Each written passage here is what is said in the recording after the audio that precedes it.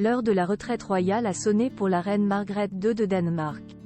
La souveraine, âgée de 83 ans, a en effet décidé, contre toute attente, elle avait toujours dit qu'il faudrait qu'elle tombe de son trône pour le quitter, d'abdiquer ce dimanche 14 janvier 2024, après 52 années de règne. Publicité confiant la monarchie aux mains de son fils aîné, le futur roi Frédéric X, qui sera épaulé de son épouse la reine Mary.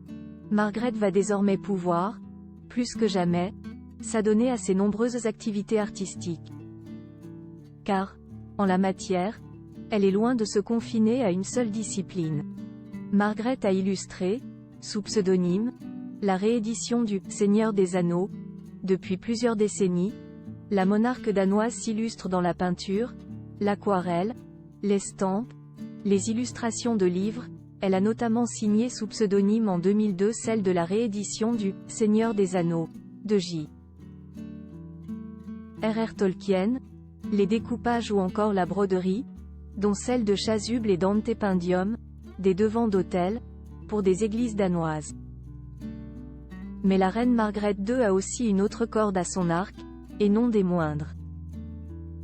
Elle crée costumes et décors pour la télévision, le cinéma, le théâtre et les ballets.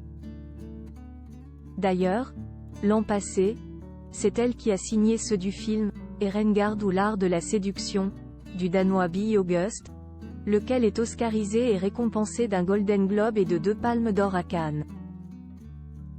Pour la scénographie de ce long métrage sorti sur Netflix, elle a notamment réalisé pas moins de 70 découpages, technique qu'elle pratique depuis les années 1990.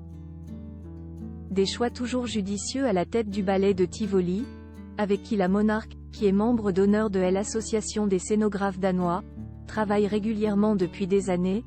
Le danseur, chorégraphe et chef de ballet danois Peter Bo Bendiksen avait confié en 2018.